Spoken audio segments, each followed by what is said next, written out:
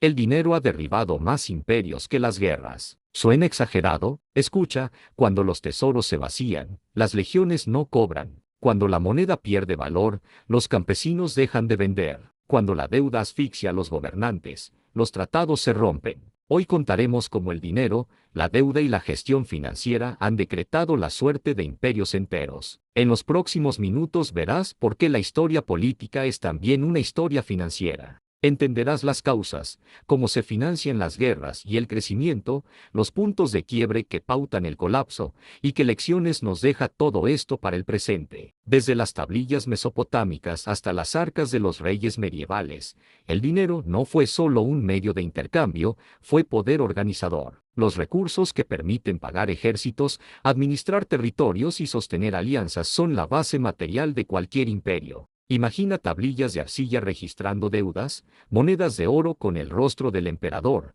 estandartes ondeando sobre ejércitos bien pagados. El dinero era el combustible del poder. En las primeras civilizaciones, la guerra exigía recursos, hombres, armas, logística. Los estados recurrieron a tributos, censos y muy pronto, a préstamos de las élites o de los templos. El resultado fue que las finanzas públicas y la capacidad de hacer la guerra quedaron unidas para siempre. Un ejemplo claro son los asirios y otros imperios mesopotámicos, cobraban tributos que mantenían a sus ejércitos en marcha. Si los tributos dejaban de llegar, las fronteras se volvían indefendibles. Era una ecuación simple. Sin dinero, no hay ejército. Sin ejército, no hay imperio. Ahora viajemos a Roma, un caso de estudio espectacular. Roma financió su increíble expansión con los botines de guerra y los tributos de las provincias conquistadas. Pero con el tiempo, el costo permanente de defender fronteras gigantescas y mantener a las legiones exigió cada vez más y más recursos. La solución que encontraron,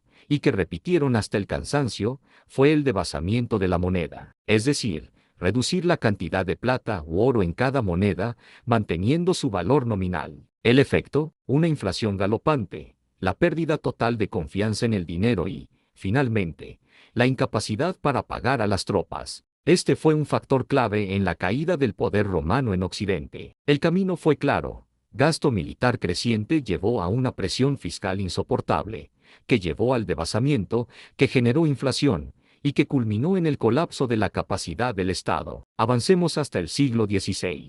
El Imperio Español y la llamada Maldición de la Plata. El descubrimiento de enormes yacimientos de plata en América, como Potosí, llenó las arcas españolas como nunca antes. Pero una abundancia repentina de dinero, sin un aumento en la producción de bienes, provocó una inflación brutal. Los precios se dispararon por toda Europa. El excedente de plata simplemente se fugó de España para pagar importaciones de productos que el país no fabricaba. Mientras tanto, la corona financiaba costosas guerras europeas con deuda, declarando la bancarrota una y otra vez. El resultado fue la pérdida del crédito internacional y un lento pero inevitable declive geopolítico. La lección es poderosa. La riqueza de un recurso natural no equivale a desarrollo sostenible si no hay una industria y estructuras productivas que la respalden. Y ahora, el Imperio Británico. Gran Bretaña financió su imperio y sus guerras, sobre todo, con deuda. Las dos guerras mundiales multiplicaron la factura a niveles astronómicos. El fin del patrón oro, la devaluación de la libra esterlina y el enorme coste de la reconstrucción erosionaron la posición financiera del país. La caída de su dominio monetario fue de la mano con la descolonización. No fue un proceso solo político, fue también una quiebra financiera. Vemos un patrón que se repite.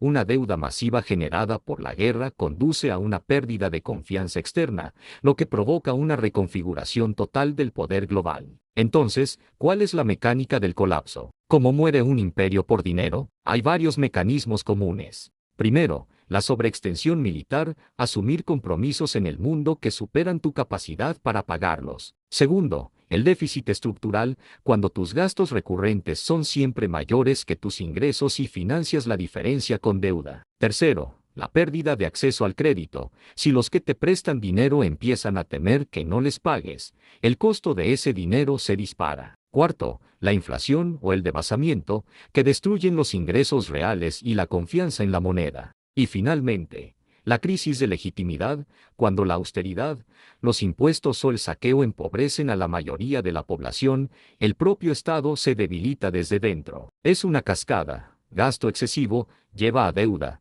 que destruye la confianza y termina en el colapso. ¿Y qué pasa en el mundo moderno? ¿Repetimos la historia o la hemos reinventado? El siglo XX y XXI tienen herramientas nuevas, bancos centrales que pueden imprimir dinero, mecanismos de emisión monetaria global, rescates financieros gigantescos. Estas herramientas han logrado detener desplomes a corto plazo, pero no eliminan la ecuación básica: ningún país puede vivir permanentemente por encima de su capacidad productiva. Además, la globalización y los mercados financieros actuales transfieren el riesgo en cadenas muy complejas. Un colapso local puede contagiarse y propagarse mundialmente en cuestión de horas. Las crisis de deuda soberana que hemos visto en las últimas décadas y los rescates bancarios demuestran que la guerra por el dinero sigue muy presente. Ahora se libra en los mercados, no solo en los campos de batalla. Al final, ¿quién paga la factura de estos colapsos? El coste real siempre recae en la población.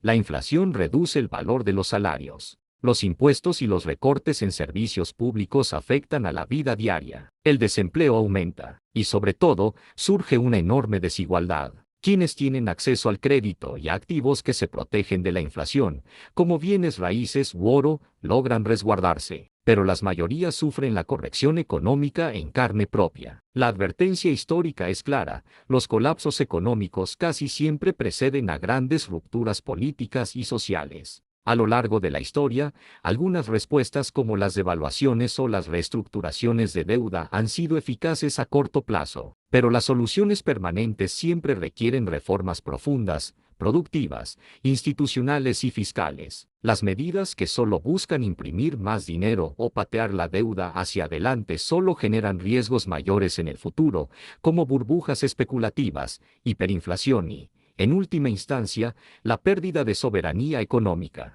El dinero no es neutro, es un arma estratégica, y las armas de hoy son los bonos, las monedas y las opciones de crédito. Comprender que la historia de los imperios es también una historia financiera nos da herramientas para leer el presente y entender el mundo en que vivimos. Ahora te pregunto, ¿crees que hoy existe algún imperio que esté en riesgo de caer por su deuda? Déjamelo en los comentarios. Si este video te cambió la mirada sobre la historia, apóyalo con un me gusta y suscríbete. Nos vemos en el próximo viaje por el poder oculto del dinero.